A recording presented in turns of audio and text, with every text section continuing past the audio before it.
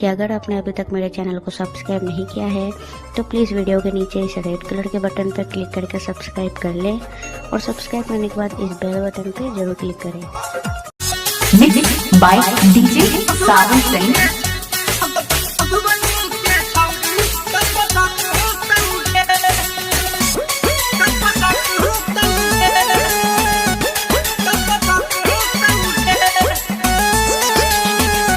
DJ remix Sawan Singh.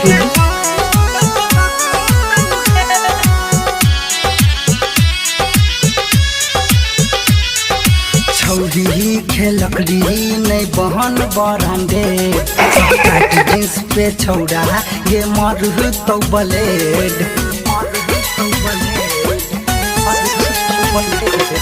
छौरी खेलकड़ी नहीं बहन बरांडे सब टाइट जींस पे छौड़ा ये मरु तो ब्लेड तोड़ा मन में जब पूछो खटक तौगे गे गे मन में जो तोड़ा खटक तौगे तो छौड़ा दरभंगा डीजे साहू सिंह अभियानपुर रौजा बाजार।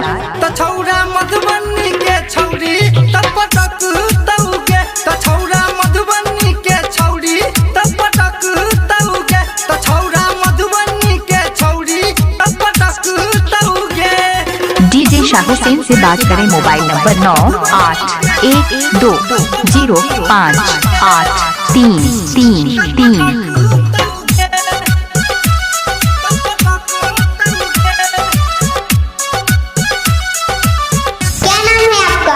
डीजे साहू सैन नेपाल। आपका ये नाम है?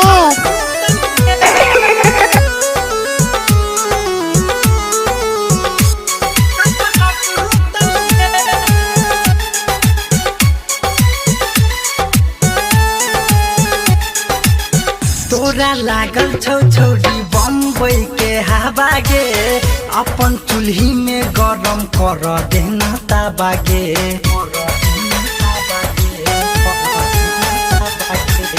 तोरा लागल छौ छौरी बम्बई के हवा गे अपन चूल्ही में गरम कर देना ताबागे फूल लगाल जब सटक तौगे हे गे गे फूल लगाल जब सटक तौगे तो छौड़ा दरभंगा के डीजे साहू सिंह अभियानपुर रौजा बाजार। छौड़ा मधुबनी के छौरी तपटक तौगे तो छौड़ा मधुबनी के छौरी तपटक तौगे।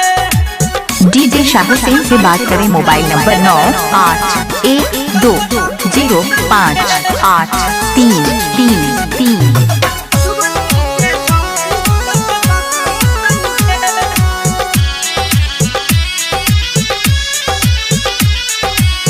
फैशन में देख के छौरी मुड बन गेलौगे टोपल चीज जब उघार बुची भेलौगे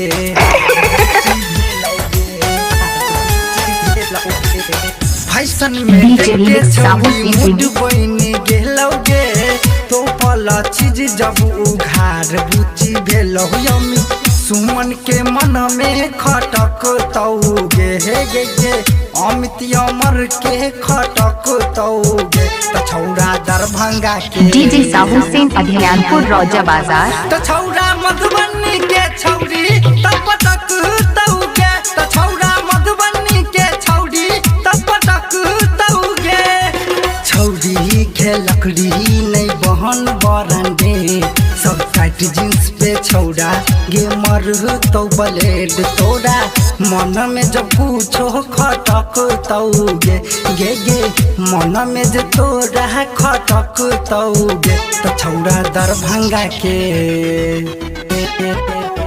तो छौड़ा मधुबनी के छौरी डीजे रिमिक्स साहू सिंह।